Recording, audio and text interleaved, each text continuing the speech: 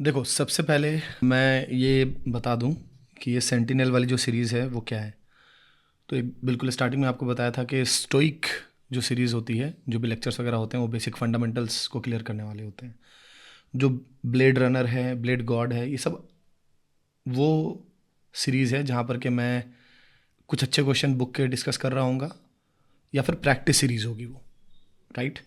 Then sentinels जो है वो क्वेश्चंस होंगे जो होंगे अपने जेई के ही सिलेबस के, बट उसमें डेफिनेटली तुम्हारे एफर्ट्स मैक्सिमम जाने वाले हैं। और क्वेश्चन के लुक्स कुछ ऐसे होंगे कि तुम्हें देख करके पहली बार में लगेगा कि वो इम्पॉसिबल है, बट फिर मैं बताऊंगा कि कैसे वो बेसिक से ही रिलेटेड है।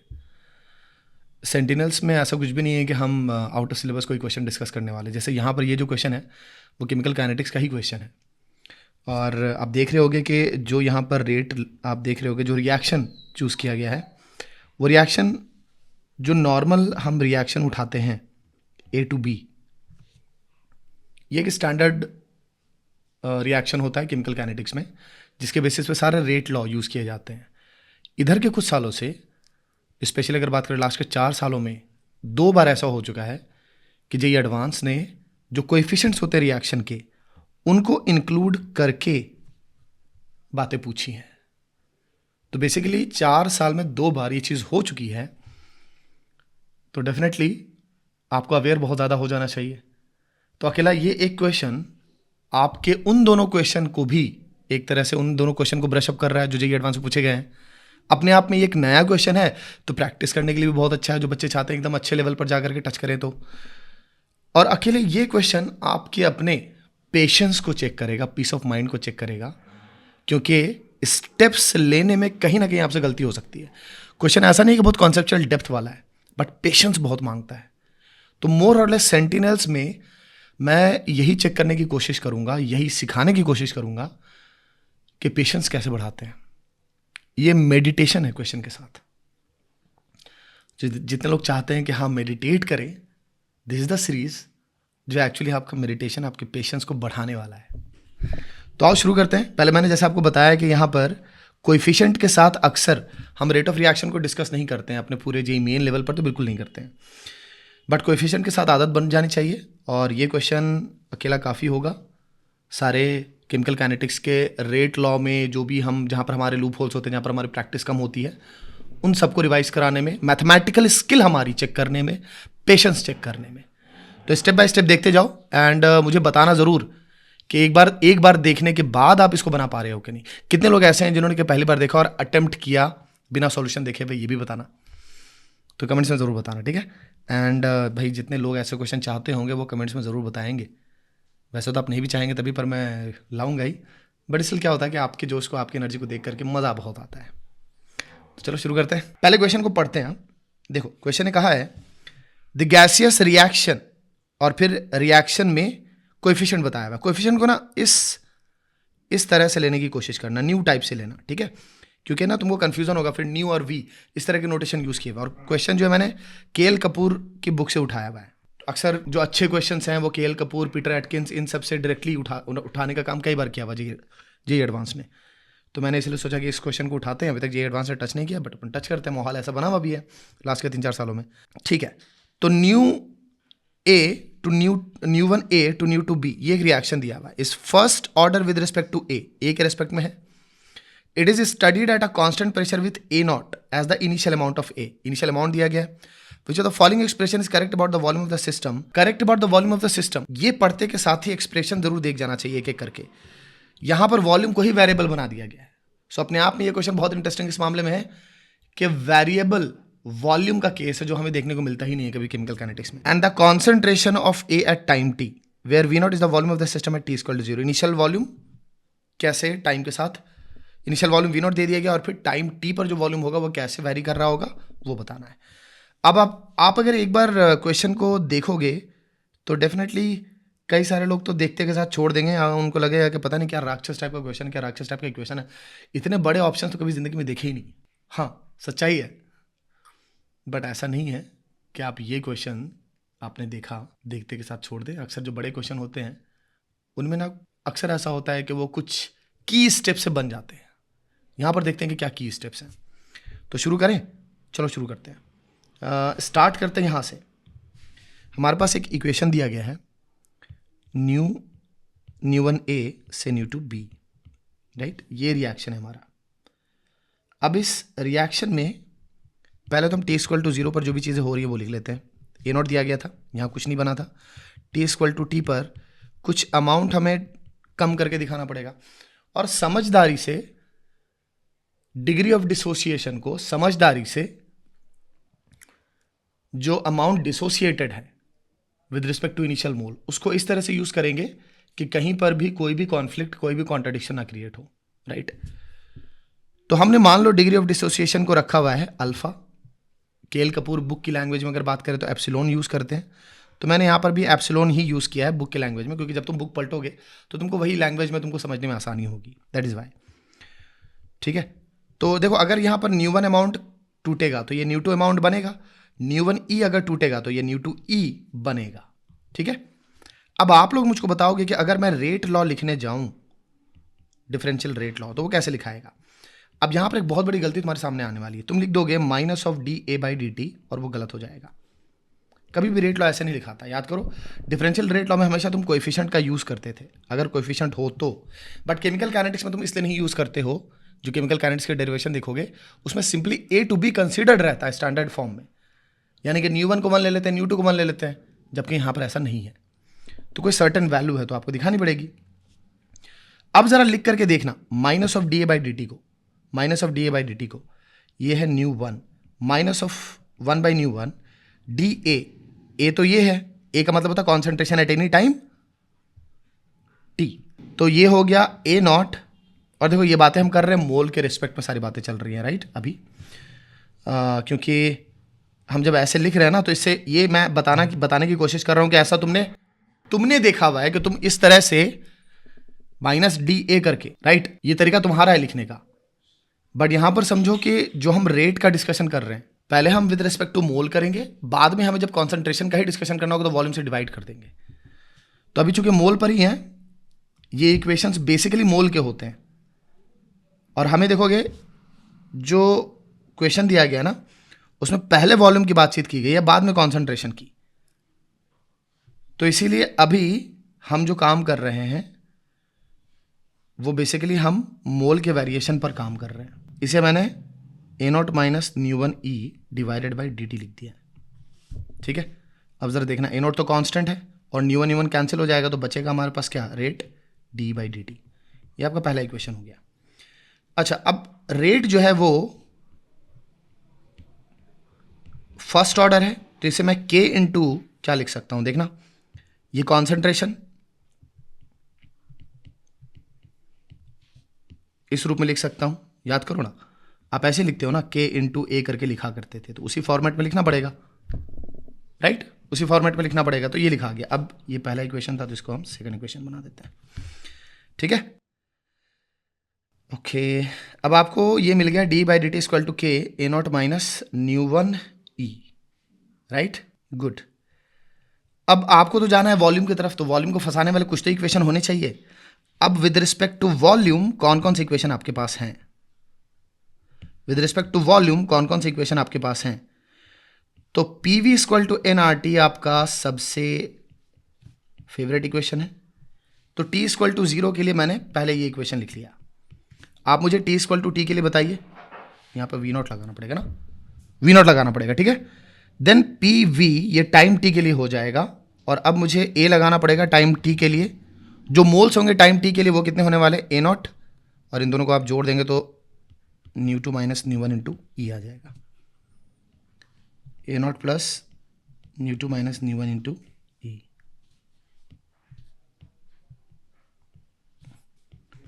Right. T equal to T पर ये इक्वेशन बन गया। इन दोनों इक्वेशन को ध्यान से देखना।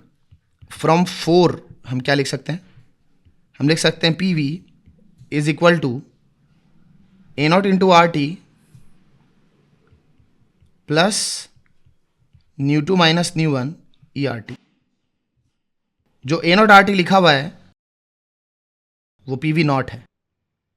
ये मैंने कहां से लाया, ये आ गया इक्वेशन 3 से, correct. Nu two minus nu one into E R T, यहां से हम क्या करेंगे, यहां से हम क्या करेंगे, कोशिश करेंगे कि ई बाहर आ जाए। जरा एक बार चेक कीजिएगा, तो क्या ई बाहर निकाल सकते हैं हम लोग? वी माइनस वी नॉट कर लेते हैं, divided by nu two minus nu one into R T लिखते हैं। ठीक है, ये कौन सा इक्वेशन हो जाएगा हमारा? Fifth, right. अब जरा एक बार कोशिश कीजिए, डी ई बटा डी टी निकालने की कोशिश कीजिए। डी ई बटा डी टी ये हो जाएगा P D V divided by nu two minus nu one into R T D T. ठीक है, इस इक्वेशन के बाद देखो यहाँ पर हमने डी बाई डी टी क्यों किया है, क्योंकि हमारा पर्पस है वॉल्यूम वी को इंगेज करना। तो जब तक हमारे पास एक differential form D V with V नहीं आएगा, तब तक इंटीग्रेट करके वॉल्यूम का इक्वेशन बना नहीं पाएंगे। तो इसलिए सारी कोशिश चल रही है कि कैसे डी वी लाएँ और किस तरह से वॉल्यूम के साथ उसको इक्वेशन में सेट करें, सो दैट इंटीग्रेशन हो पाए। अब हमें ये दिख रहा है कि हम इक्वेशन नंबर 2 का यूज़ कर सकते हैं, इस इक्वेशन का, राइट। ठीक है, तो इक्वेशन नंबर 2 हम यूज़ करने वाले, ओके। अब पहले हमने ये तो समझ लिया है कि D by D T equal to P D V by nu two minus nu one. अच्छा, ये भी समझ जाओ, मैंने वॉल्यूम वाला पार्ट, यहाँ पे दो पार्ट है ना, वी माइनस वी नॉट है, तो ये कांस्टेंट था, तो इसीलिए इसका जब मैंने डिफरेंशियल फॉर्म, इसका जो डिफरेंशिएशन वाला पार्ट है ना, ये पूरा होगा D P V not divided by nu two minus nu one R T, ये पूरा का पूरा जीरो हो जाएगा। समझ रहे हो, सब कुछ विद रिस्पेक्ट टू टी चल रहा है, तो ये पूरा का पूरा क्या हो जाएगा? जीरो हो जाएगा। ठीक है, तो हमारे पास यहाँ से इक्वेशन आ गया, D by D T is equal to P D V divided by nu two minus nu one R T D T. Okay, ठीक है। अब ये कितना नंबर बन गया? ये 6 नंबर बन गया है। ठीक है, नौ इसको हम बराबर कर देते हैं के A naught minus nu one ई के, दिस इज फ्रॉम 2। ठीक है, ओके। सो ये P D V divided by nu two minus nu one R T D T, इससे हमें ना मिल जाना चाहिए डी वी और वॉल्यूम का रिलेशन मिल जाना चाहिए। कैसे मिलेगा? ए नॉट को P V equal to N R T से हटाएंगे, ए नॉट है ना, तो P V not by R T लिख सकते हैं इसे। देख रहे हो, फ्रॉम, आई थिंक दैट ये वाला कौन सा इक्वेशन था? ये थर्ड इक्वेशन था, देख रहे हो, यस ये थर्ड इक्वेशन है। तो थर्ड इक्वेशन का यूज़ करेंगे हम, P V not by R T लिख दिया ए नॉट की जगह पर, and nu one into E लिख देंगे यहाँ से इक्वेशन नंबर 5 से, P V minus V not, यह आ जाएगा P V minus V not divided by nu two minus nu one into R T, ये है ना। ठीक है, तो ये हो जाएगा फ्रॉम 3 and 5 से। ठीक है, अब ध्यान से देखना, यहाँ पर आप नीचे में nu two minus nu one R T LCM वगैरह आप सेट कर लोगे, ऊपर में P V naught multiplied by nu two minus nu one आ जाएगा, माइनस में आएगा nu one into P V minus V naught. ठीक है, ओके। अब इसमें जो कॉमन टर्म है ना, उसको हम कैंसिल कर सकते हैं। तो एक बार देख लेते हैं, P V not into V one, एक टर्म तो दिख रहा है जो कि कैंसिल आउट हो जाएगा। पहले इसे हम लिख डालते हैं, ये आ रहा है के, अंदर में आ रहा है P V not nu two minus P V not nu one minus P V nu one. यहाँ पर नोटेशन का खासा ध्यान रखना पड़ेगा, और नहीं तो कांड हो जाएगा, आप ही को समझ में नहीं आएगा।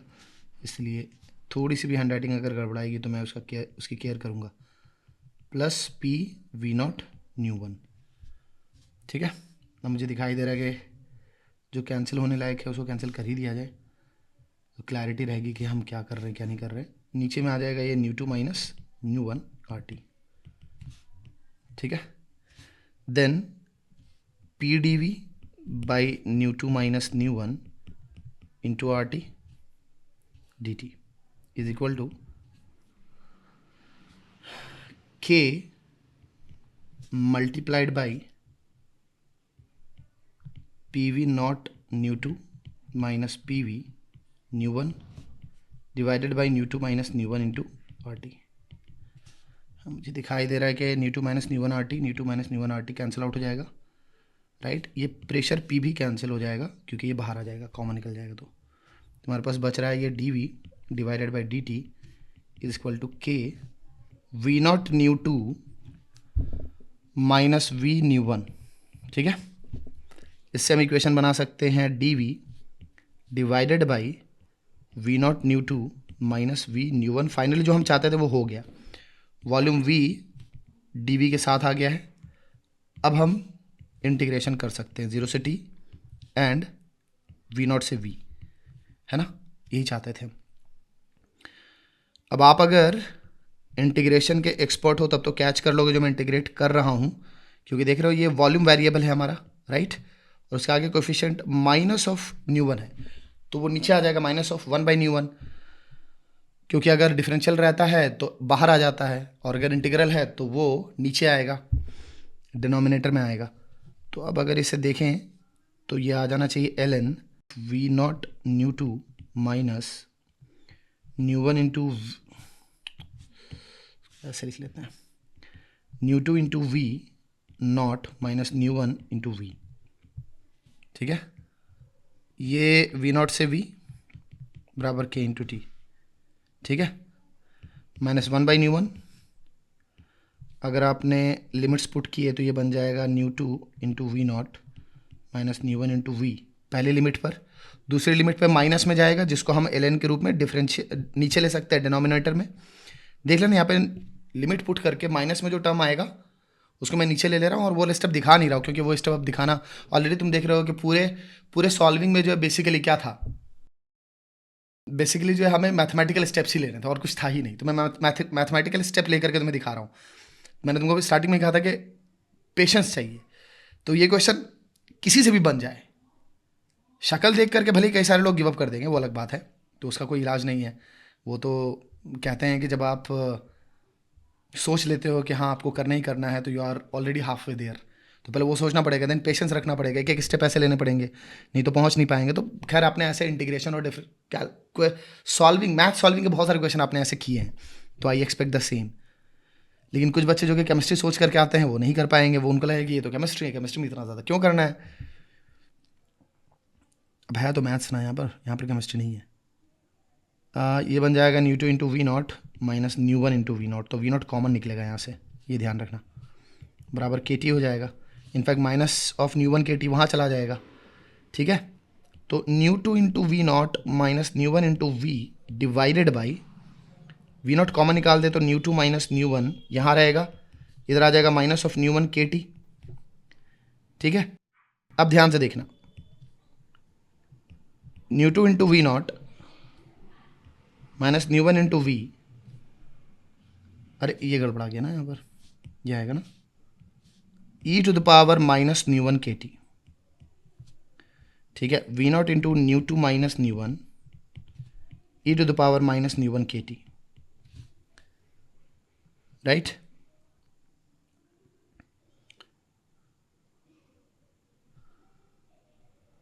ओके, ये आ जाएगा। हम यहाँ से वॉल्यूम वी निकाल लेते हैं। देखो वॉल्यूम वी वाले टर्म को मैं साइड कर रहा हूँ, इसको राइट साइड ले जा रहा हूँ और दूसरे साइड सारे टर्म को छोड़ रहा हूँ। Nu two V not minus V not into nu two minus nu one E to the power minus of nu one K T. ठीक है, डन। ओके, अब यहाँ पर हम वी नॉट को अगर एक चीज़ छूट रही है, हाँ यहाँ पर न्यू वन छूट रहा है ना, ये वाला पार्ट था। ठीक है, इसे हम राइट साइड ले गए, बाकी इस पूरे को यहाँ लेते आए तो nu two V not minus ये पूरा का पूरा पार्ट बन गया। ठीक है, तो अब वी नॉट को हमने बाहर निकाला और न्यू वन से डिवाइड कर देते हैं तो न्यू वन यहाँ आ जाएगा। ठीक है, और वी नॉट को कॉमन निकाल दिया, ज़रा देखना तो ध्यान से, nu two by nu one minus one E to the power minus nu one into K T. ठीक है, ये बन गया, यही हमें चाहिए था। आई थिंक दैट यही हमारा क्वेश्चन था। इस क्वेश्चन को देख लें अगर, ऑप्शन को देख लिया अगर, राइट ना, nu two by nu one minus nu two by nu one minus one E to the power minus nu one K T, है ना। और इस साइड अगर देखें तो दो ऑप्शन सेम टाइप के दिख रहे हैं। पहला वाला ऑप्शन तो साफ साफ दिख ही रहा है कि काम करेगा, बट मैं आगे देख ले रहा हूँ कि और क्या गड़बड़ हो सकती है। ओके, ऑप्शन तो पहले ही आ जाएगा, देखो इसलिए पहला आ जाएगा क्योंकि तुम्हें अगर नहीं दिख रहा है तो मैं दिखाऊँ, देखो new two by nu one minus one, ये वाला हमने इक्वेशन निकाला था, और ये nu two by nu one minus one, ये कॉन्सेंट्रेशन के साइड सिर्फ यहीं पर मेंटेन हो रहा है, यहाँ मेंटेन नहीं हो रहा है। और दो ऑप्शन थे ऐसे वाले, देखना ये जो हमने वॉल्यूम निकाला था इसके दो ऑप्शन थे, दिख रहा है, राइट, करेक्ट है ना, तो पहले ही ऑप्शन है, ठीक है। तो फर्स्ट ऑप्शन है हमारा, बट देखो कॉन्सेंट्रेशन निकालना बड़ा आसान है। मैं कॉन्सेंट्रेशन भी तुमको दिखा देता हूँ कि कैसे निकालोगे आप। कॉन्सेंट्रेशन निकालने के लिए आपको क्या करना है, इस मोल को वॉल्यूम में कन्वर्ट करना है। तो मोल को वॉल्यूम में आप कन्वर्ट कैसे करोगे, मतलब मोल को वॉल्यूम से डिवाइड करना, कन्वर्ट नहीं करना है, मोल को वॉल्यूम से डिवाइड करना है, राइट। सो पहले मुझे लगता है सेकंड इक्वेशन आपके लिए बिल्कुल परफेक्ट काम करेगा। सेकंड इक्वेशन को उठाइए, ठीक है। इस सेकंड इक्वेशन को देखिएगा, मैं आपको तरीका बता रहा हूँ, कंप्लीट करने की कोशिश आप खुद से कीजिए। ए नॉट माइनस न्यू वन ई कर दीजिए बराबर के डी टी कर दीजिए, राइट। अब क्या कीजिए, इसे ज़ीरो से टी इंटीग्रेट कीजिए और इसे ज़ीरो से ई इंटीग्रेट कीजिए। तो देखिए यहाँ से जो इक्वेशन मिलेगा आपको, वो इक्वेशन मिल जाएगा माइनस ऑफ न्यू वन यहाँ आ जाएगा, L N of A naught minus nu one E divided by A naught आ जाएगा, is equal to K T आ जाएगा। फिर आगे बढ़ेंगे, आप आगे बढ़ेंगे तो आप बना लीजिए A naught minus nu one E divided by A naught is equal to E to the power minus of nu one K T, ठीक है। अब ध्यान से देखिएगा,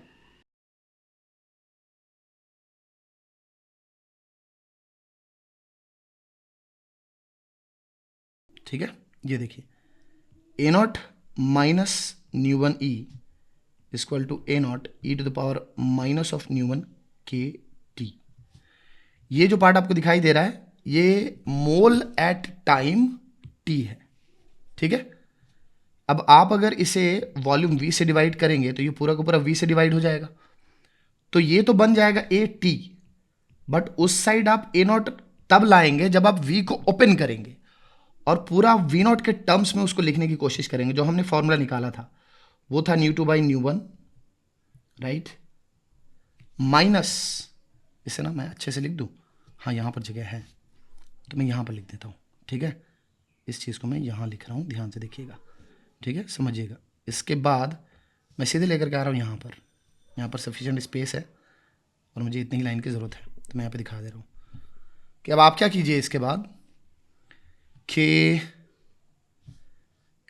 ए नॉट माइनस न्यू वन ई है डिवाइडेड बाई वी कीजिए बराबर ए नॉट डिवाइडेड बाई पूरे वी का ना फॉर्मूला लिख डालिए। वी का फॉर्मूला क्या आएगा, V naught one by sorry nu two by nu one minus nu two by nu one minus one and E to the power minus nu one K T, ठीक है। फिर ऊपर में आएगा E to the power minus nu one K T, done. तो अब ये वाला पार्ट ना आपका ए टी कहलाएगा एंड जो A not by V not है वो ए नॉट कहलाएगा, ठीक है। सो इस चीज़ को यहीं पर हम लिख देते हैं, इतना फैलते क्यों है, आगे के लिए जगह नहीं है हमारे पास, तो यहीं पे लिख देते हैं A T is equal to A naught, ठीक है, A to the power minus nu one K T, correct है। सो आई होप कि ये वाला पार्ट ना मैंने सोचा था कि मैं आपको होमवर्क में दे दूँ, लेकिन फिर मैंने सोचा चलो यार अब इतना किया है तो इस बात की भी आत्मा की शांति आपको दे ही देते हैं कि ये है सॉल्यूशन में, ये चीज़ हमने आपको बता दी है। तो अब आपका काम है कि आप इस क्वेश्चन को जो है वो सॉल्व करेंगे, रिपीट करेंगे खुद से और देखेंगे कि आपको कितना मज़ा आया। तो मुझे तो बहुत मज़ा आया और मतलब बहुत पेशेंस चाहिए इस क्वेश्चन को लेकर के। राइट, तो आई होप यू एंजॉयड। मुझे बताना कमेंट्स में ज़रूर। Take care, bye.